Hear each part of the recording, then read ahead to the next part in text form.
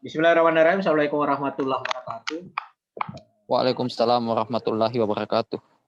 Selamat malam. Salam sejahtera bagi kita semua. Terima kasih mahasiswa sekalian memberikan waktu dan kesempatannya untuk bisa kuliah secara virtual ya. Saya kira banyak hambatan yang membuat kita agak sulit untuk kuliah tatap muka. Ya, salah satunya kan COVID-19. Sehingga yang memudahkan untuk kita menjalankan perkuliahan hal seperti ini, kuliah secara virtual. Malam ini ada 2 pertemuan, yaitu pertemuan 6 dan 7 ya. Ya.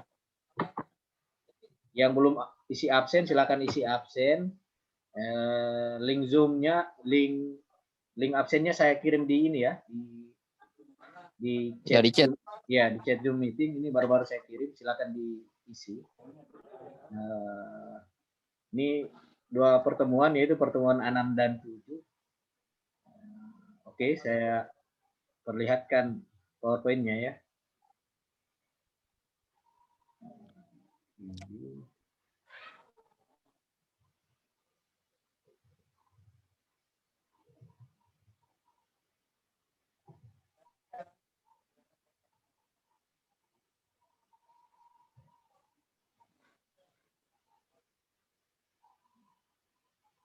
Sudah terlihat?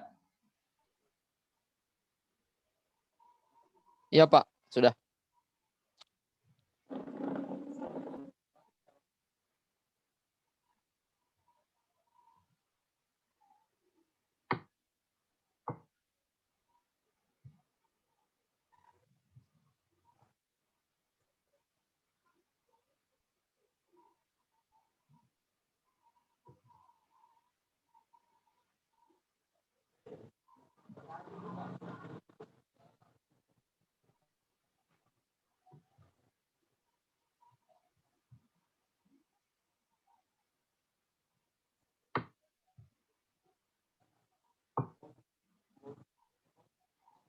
Ini pertemuan 6, topiknya pelaku kegiatan penyuluhan pertanian.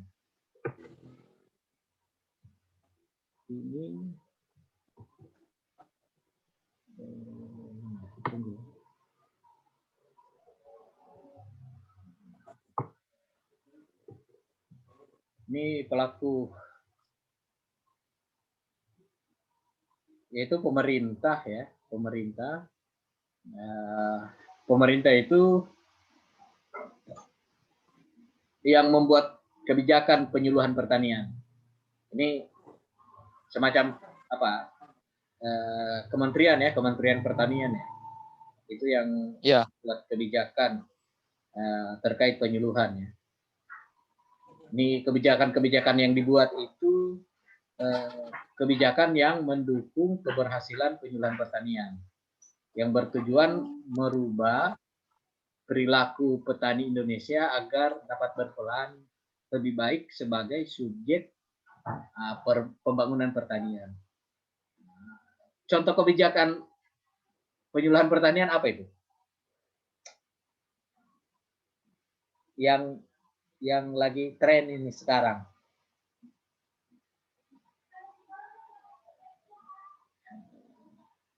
Atau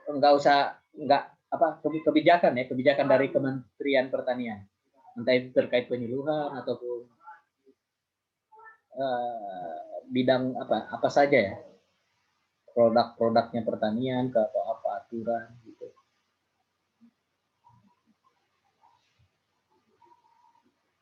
Kalau sering nonton TV, baca berita, nonton berita tentang pertanian pasti tahu, apalagi anak agrotek.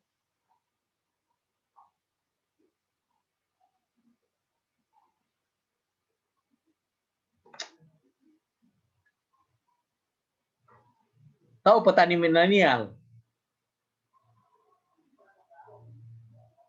Nah, itu salah satu. Iya. Pemerintah sekarang kan lebih lebih gencar itu menjadikan petani, khususnya itu petani milenial ya. Iya. Contohnya seperti Reza, usianya kan produktif. Kalau sudah tua mau bertani kan fisiknya Iya. sudah tidak kuat ya. Iya, Apalagi Pak. Sudah lemah. contohnya sudah tidak, bukan usia produktif. Contoh misalnya PNS, usia pensiun, usia berapa itu? 58 atau 60 tahun. Baru mau bertani. Wow. Iya. Sudah tidak produktif, itu sulit. Iya. Bisa sih. Selagi masih kuat. Jadi kebijakan-kebijakan pemerintah ya, khususnya Kementerian Pertanian itu lebih menjadikan sasarannya itu adalah anak muda atau generasi muda, bahasa kerennya itu milenial. Agar apa? Agar pertanian itu menjadi maju dan hidup hidupnya itu sejahtera ya. Ya. Iya. Karena kan image sekarang orang yang tidak mau jadi petani itu kan kesannya kan kumuh, kotor, becek, miskin. Padahal tidak juga. Petani mana yang dulu? Jangan-jangan buruh tani. Itu kan termasuk petani juga. Iya. Jangan-jangan petani yang tidak memiliki lahan kan buruh tani itu. Nah, Iya, petani yang makan jaji sama petani atau pemilik lahan. Pekerja. Iya, petani yang bekerja sama petani pemilik lahan, itu yang memang termasuk kategori. Kalau bicara kategorisasi ya, itu yang disebut petani yang miskin atau petani yang memiliki lahan itu 0,5 hektar. Ya, image yang ini kan seolah-olah mengeneralisir ya, mengeneralisasi, seolah-olah semua petani itu miskin. Tunggu dulu. Yang di atas 2 hektar lahan sawahnya itu orang miskin kak? Bukan orang sawah, petani miskin kak? Saya petani di Lakatan, di mana? Di Lalos, yang di atas 2 hektar misalnya, itu miskin nggak? Miskin Pak, kalau caranya tidak bagus. Miskin kalau caranya tidak bagus ya. Iya, cara budidayanya. Jelas kalau cara budidayanya kurang bagus, otomatis hasilnya juga kurang. Otomatis hasilnya kurang. Tapi jarang yang miskin kan? Iya, tapi jarang Pak. Apalagi zaman sekarang ini informasi banyak. Sudah pasti orang kaya di desa itu yang lahannya di atas 2 hektar itu. Iya. Kalau orang kota rata-rata PNS pegawai semua Pak. Sudah dipanggil haji itu kalau di desa ini. Iya. sudah naik haji berkali-kali. Iya. Tapi tenaga siksa Pak. Kalau kita yang PNS udah tidak siksa tenaga. Nah, itu dia PNS. Tidak dimakan hama. PNS golongan berapa juga kan? Banyak juga PNS yang menjerit itu.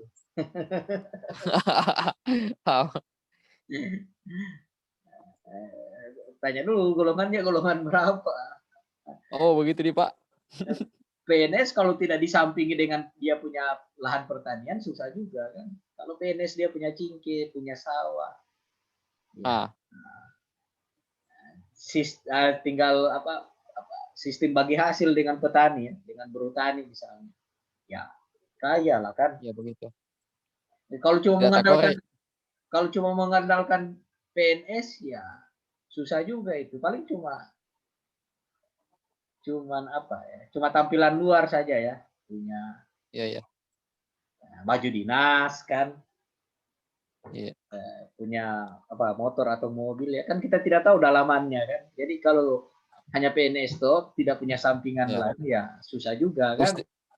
Mesti ada sampingan. Standar lah, harus ada sampingan begitu. Jadi itu image yang terbangun. Coba kalau misalnya dia punya lahan sekian atau punya kelapa ya, kopra, punya cingke. Coba kalau orang toli-toli, naik harga cingke. Saya ingat itu tahun 2002 itu. Di atas 100 kalau tidak salah, atau 100. Langsung pasang stambuk itu. Spanduk, selamat tinggal kemiskinan. Berapa bulan kemudian, tabakar, Pak? Apa saja mau dibeli di toli-toli itu bisa jadi itu. Mau beli mobil kah, mau beli motor, suka-suka itu. Orang Linggadan kalau tidak salah itu, Pak. Sedangkan tukang PT saja itu dalam 3 bulan bekerja itu sudah bisa beli motor sendiri, cash. Iya. Cash. Dan saya ingat itu banyak orang dari luar kota datang ke toli-toli cuma untuk jadi apa? Jadi buruh cingke, jadi tukang PT, tukang panjat itu. Iya, pernah lalu itu Pak yang selama itu. Karena tergiur dengan harga yang tinggi. Nah, sekarang kan juga rame misalnya kopra. Kalau kopra tinggi harganya. Yang punya kelapa itu ya kaya kan. Jadi saya kira cara berpikir itu yang mesti dirubah. Itu kan mindset. Nah,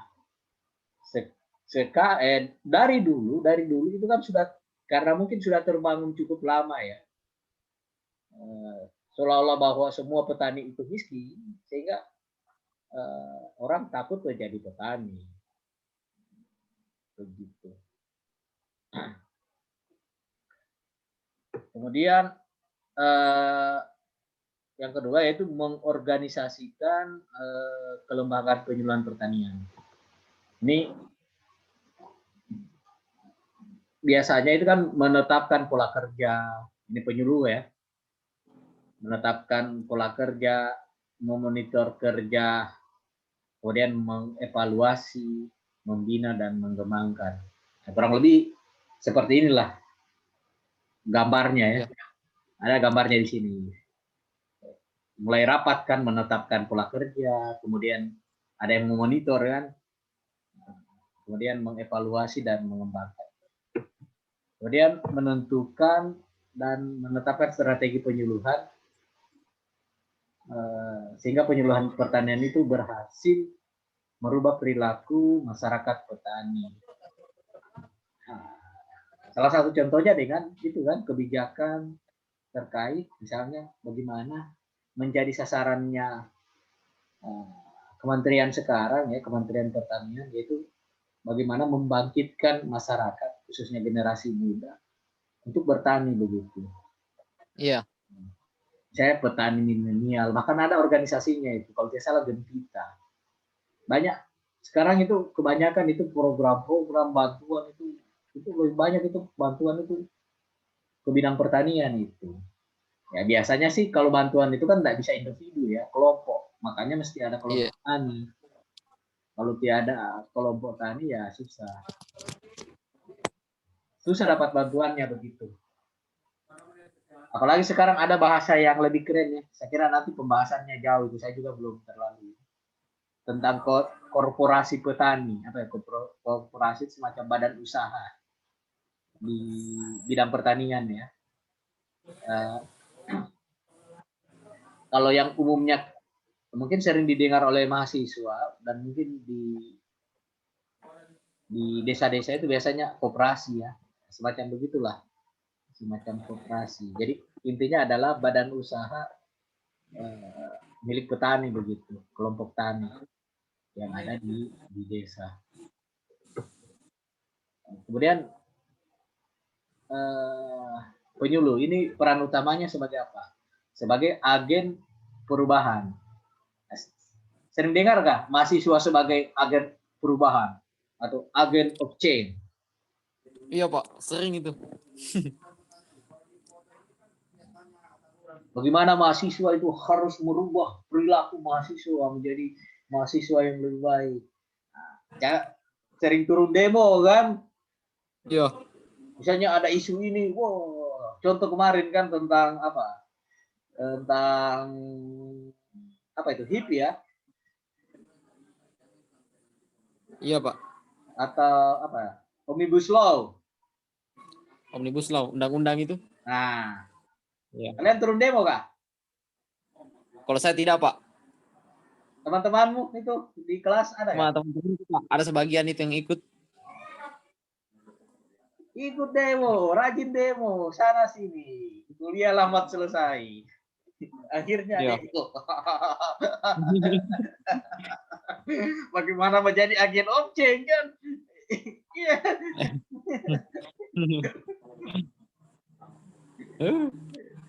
Tapi tidak semua, saya ada beberapa sih yang kayak begitu mahasiswa. Iya. Makanya kalau mau jadi agen FC kan, eh,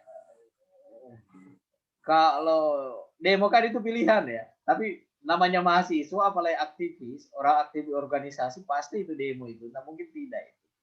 Iya. Pasti saja. Pasti jadi bulihannya teman-teman itu kalau dia enggak turun demo itu. Demo kan, Iya. prestasinya bagus, IPK 3,9 misalnya, atau IPK 4, kemudian cum laude, ya itu namanya agen objek kan jadi contoh dia. Iya. Sehingga bisa merubah perilaku ya.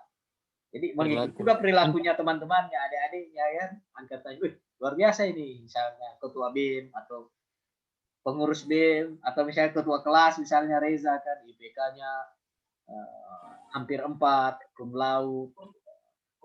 Iya, amin. Apa? Kemudian petani sukses di desanya, di mana, di Tidigi kan, di Lakatan. Kemudian idola mahasiswi ya, cewek-cewek dan bunga-bunga desa. Caca. Ah, itu yang utama, Pak. Itu yang utama.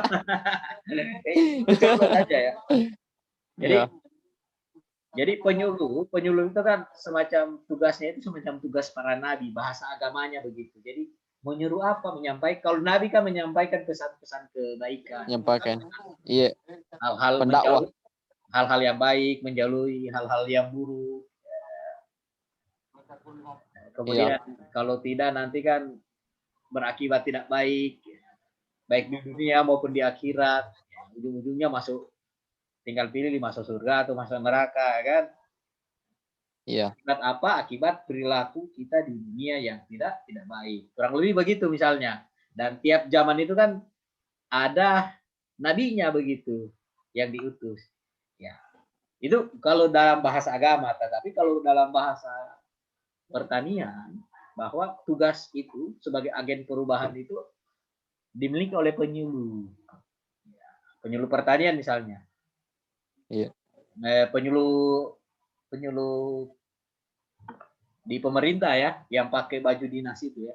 Meskipun ada banyak macam penyuluh itu, tapi ada penyuluh swasta, ada penyuluh swadaya. Saya kira sudah, mungkin Pak Kunhadi sudah kasih ya. Oh iya Pak, soalnya Pak yang tentang penyuluh bagian negeri dengan yang masih swadaya.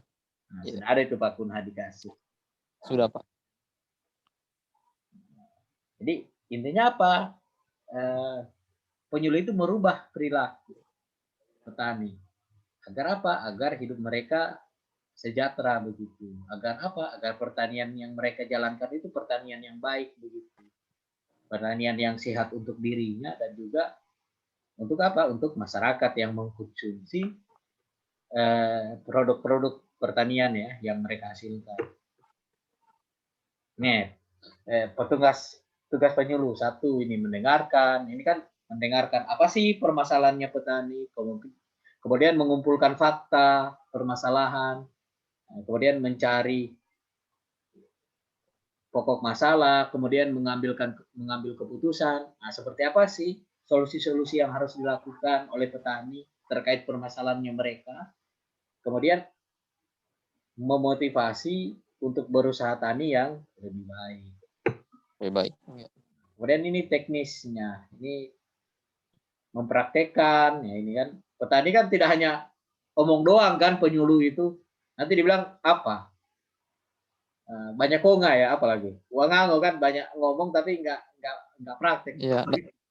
Bagaimana mau iya nggak ada buktinya kan, bagaimana? Nggak ada bukti. Bagaimana mau jadi contoh kan?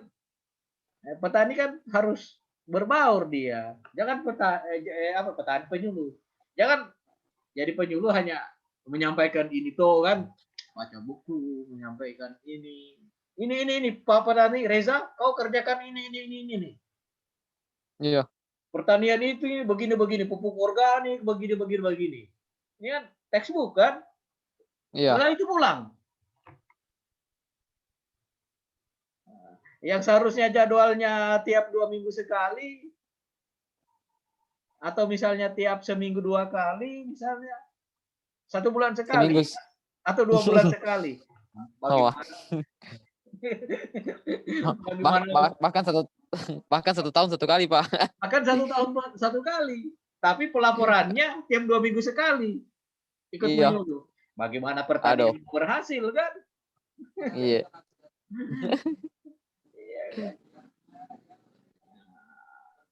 Itu ya gagal lah penyuluhan itu, nggak berhasil itu. Ini cuma apa?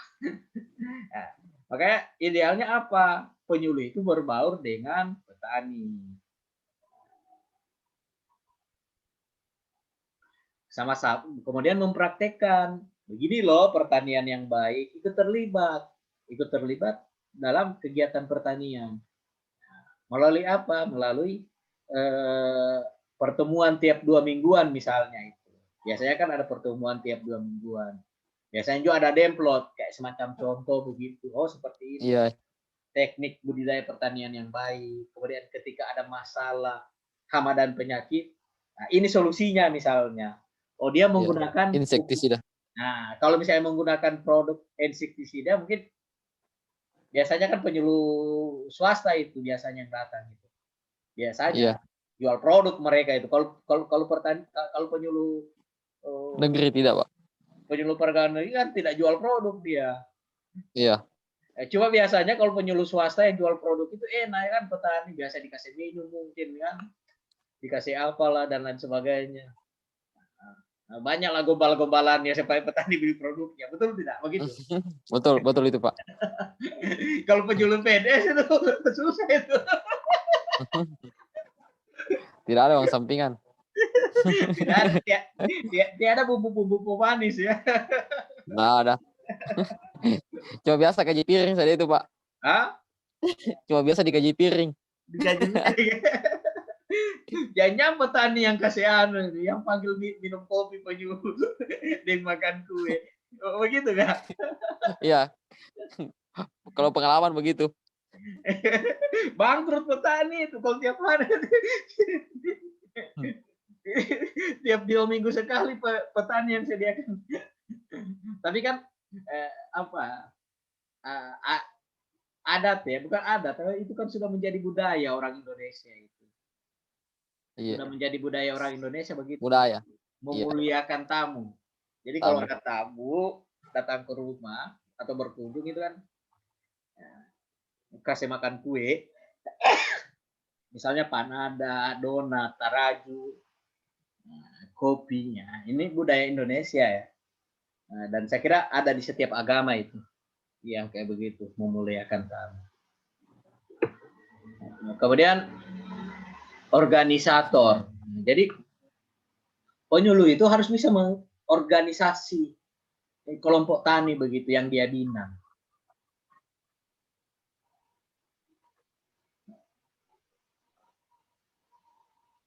Dan juga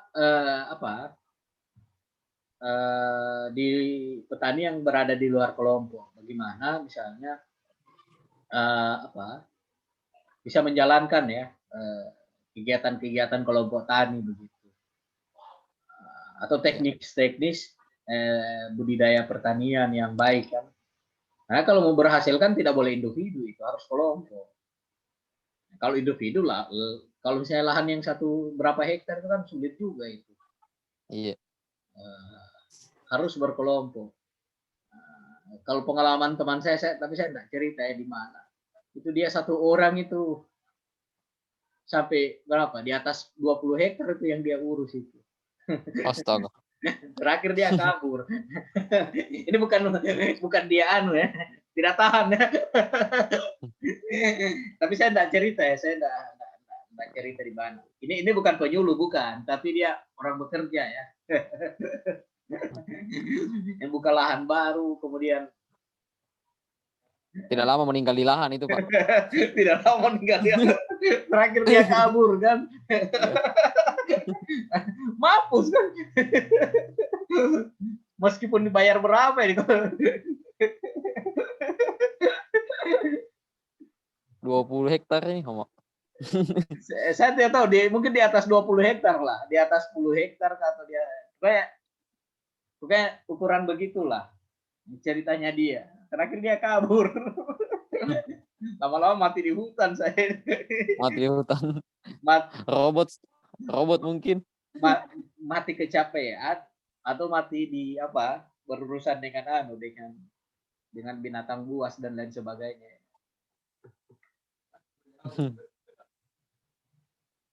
Ini dalam kegiatan Pejuluhan ini berperan sebagai pusat pembaharu kehidupan. Jadi petani itu harus mengikuti sarannya penyuluh, kemudian mengembangkan usaha tani, meningkatkan kesejahteraan dengan merawat lingkungan yang baik kan, dan senantiasa selalu belajar. Ini contoh-contohnya kan ada di sini ya. Bagaimana petani membuat bedengan kan. Nah, ini iya. Ada gambarnya ini. Jadi oke, see you next week. Terima kasih. Ini selesai. Pertemuan ke berapa ini? Ke-6 ya?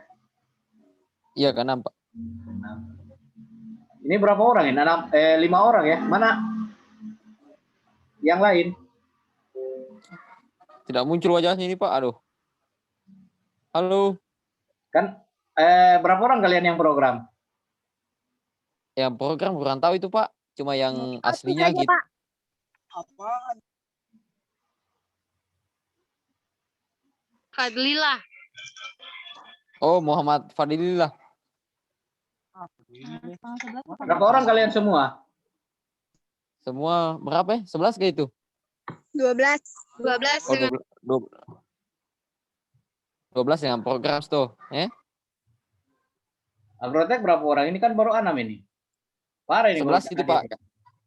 Iya, Pak. 11 kayaknya, Pak. Semuanya kita, Agrotek. Ini baru 5 orang yang hadir ini. Mana yang lain?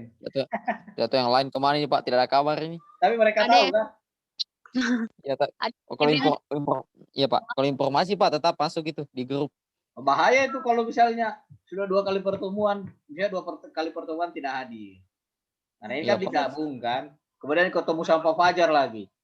Tidak hadir 2 pertemuan. Nah, bahaya itu. Karena kan batas tidak hadirnya mahasiswa kan 3 kali pertemuan. Iya, 3 kali.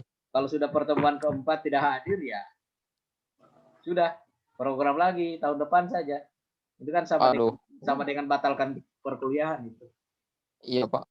Bikin malas itu yang begitu. Iya. Apalagi Pak Panjar sudah bilang begitu kan. Nah, bahaya. Saya khawatir kalau mahasiswa tidak ikut perkuliahannya saya terus. Jangan tidak dapat nilai nanti mereka. Nah, ya, Pak. Insya Allah, Pak, nanti dicarikan solusi.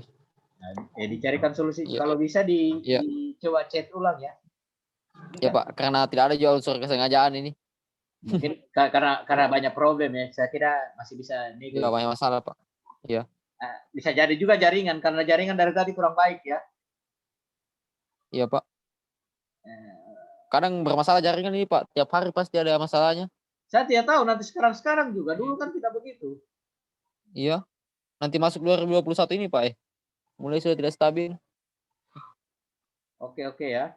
Kita ke pertemuan ke berapa? Tidak lama ini. Pertemuan ke 7 ya. 7.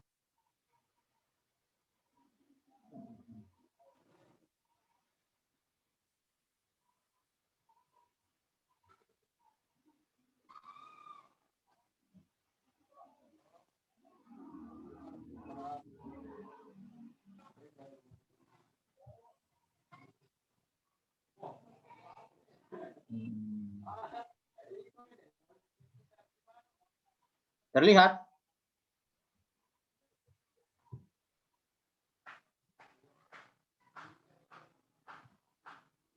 Belum, Pak.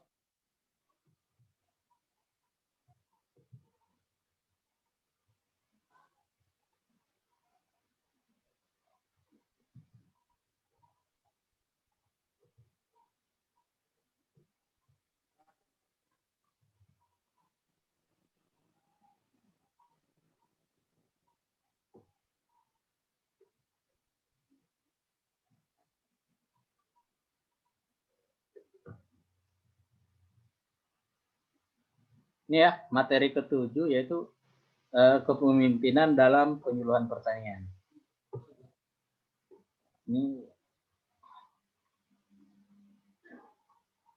Ini kepemimpinan dalam penyuluhan pertanian ini sangat dibutuhkan. Jadi kepemimpinan adalah kemampuan seseorang untuk mempengaruhi orang lain agar tujuan tercapai. Jadi kalau tidak ada kepemimpinan ya saya kira akan sulit itu tercapai tujuan ya. Yeah. Sama saja di kelasnya kalian kalau tidak ada Reza sebagai pemimpin ya sebagai ketua kelas susah juga itu. Bisa jadi tidak ada yang mengatur. Tidak ada yang mengatur ya, bisa jadi satu semester ini kami tidak kuliah ini. Kenapa? Aduh. Karena kan tidak ada pemimpin yang di kelas itu yang tugasnya menyampaikan informasi. Menyampaikan informasi, sering berkomunikasi dengan dosen pengampuh mata kuliah kan? Iya. Nah, contohnya tadi, kalau misalnya Reza tidak rajin berkomunikasi dengan dosen kan, tidak ditahu ini apa solusi. Sehingga apa? Sehingga kalian dalam kelas itu bisa sama-sama kuliah dengan baik, kemudian bisa mengerti, memahami perkuliahan yang disampaikan, dapat nilai yang bagus ya. Bagus ya. Untuk mencapai tujuan bersama juga. Kurang lebih begitu, tujuan bersama ya. Nilainya A semua. A. Amin. Kurang lebih begitu ya, seperti semester lalu kan A semua kan nilainya. Iya Pak, untuk mata kuliahnya kita. Kalau saya itu tidak pernah nilai jelek itu, kecuali apa ya, saya kira saya sudah sampaikan itu. Iya Pak, kita sudah paham itu Pak. Nilai yang jelek itu, saya alergi saya memberikan nilai yang jelek itu, kecuali memang fatal sekali pelanggaran. Iya. Ya seperti yang tadi itu, tidak hadir sampai 4 kali pertemuan ya, sudah pasti E lah. Sudah pasti. Kalau saya kasih nilai A ya, saya yang salah saya. Masa mahasiswa yang tidak pernah hadir, tidak pernah kumpul tugas dan lain sebagainya, dapat nilai A kan lucu. Nah. Jadi kan masih ingatkah tujuan penyuluhan pertanian itu? Ada yang masih ingat?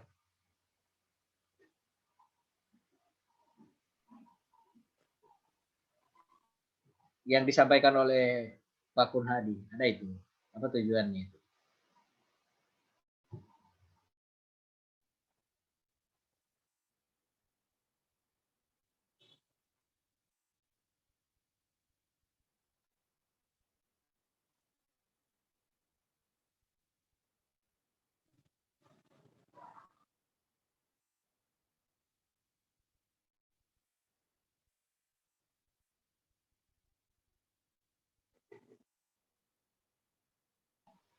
Maaf ya, ada gangguan tadi sedikit. Iya Pak, gangguan jaringan ini. Iya, jaringan. Iya.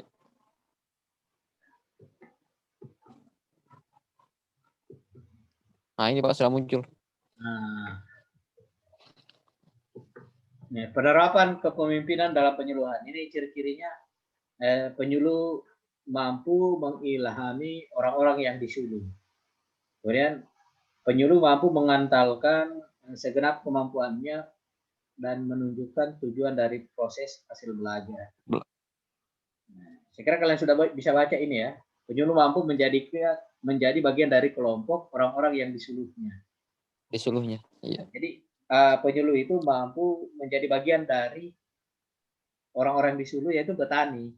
Jadi olehnya itu penyuluh harus terlibat. Kalau perlu ya, penyuluh itu tinggal di desa itu tempat dia menyuluh. Ada rumahnya di situ. Bahkan dia kalau lebih perlu lagi ya, kalau bisa menginap di rumahnya petani lah, kalau bisa ya. Biasanya penyuluh yang agak sulit itu kalau misalnya penyuluh pertanian itu kan di kota, sementara dia menyuluh di desa. Atau misalnya jauh rumahnya dari kota, wah itu agak berat itu untuk tinggal di desa tersebut ya. Kecuali misalnya yang mau tuh berada di desa biasanya ya rumahnya tidak jauh atau penyuluhnya orang desa itu sendiri. Ini mampu sebagai pendengar yang baik, mampu memberikan alternatif solusi. Saya kira sudah saya sampaikan juga tadi ya. Ini membangun kepemimpinan penyuluh. Penyuluh harus mampu membangun dirinya agar mampu mempengaruhi orang-orang yang di seluruhnya, agar anjurannya diikuti. Jadi penyuluh itu harus mampu bagaimana nasihatnya, motivasinya, kemudian anjuran-anjuran sarannya terkait pertanian yang baik itu, kemudian agar produktivitas hasil pertaniannya itu meningkat, pertanian meningkat itu harus diikuti. Jadi ini saya percepat aja ya. Khawatir lagi tidak bagus jaringan ini, tiba-tiba mati. Ini ya, kalian lihat ya, ini caranya. Ini mempersiapkan diri menjadi individu yang selalu mampu memperbarui wawasan dan cara kerja. Ini mempersiapkan diri menjadi problem solver ya. Problem solver itu pemberi solusi ya. Jadi jangan penyuluh itu menjadi apa ya? Menjadi pembuat onar kan lucu juga itu. Harusnya penyuluh menjadi penyelesaian problem. Jadi setiap apapun masalah, penyuluh mampu menyelesaikan problemnya petani. Nah, penyuluh itu kurang lebih seperti dokter begitu.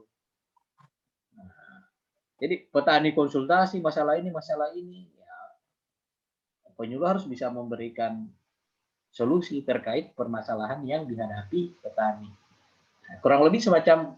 Jadi kalau perlu penyuluh itu buka tempat praktik di rumahnya itu.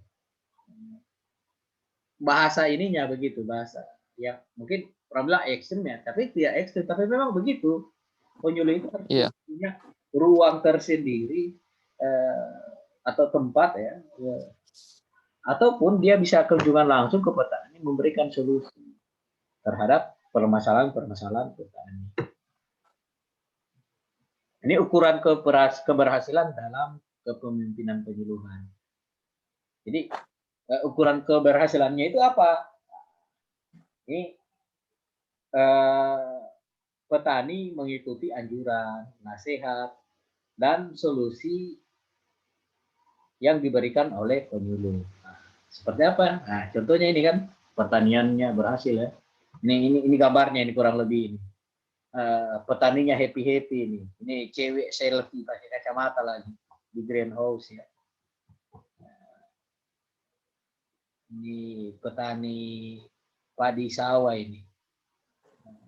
Atau padi.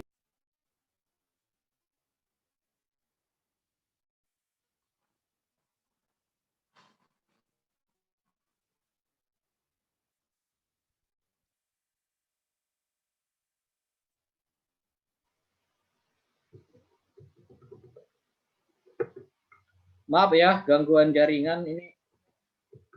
Udah mau selesai kok.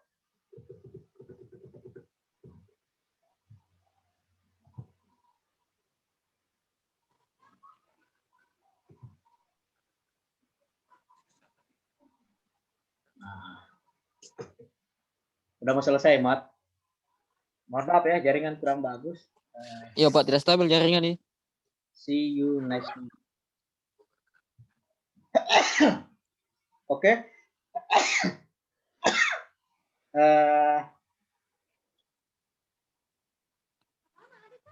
Sudah selesai ya? Ulang nih.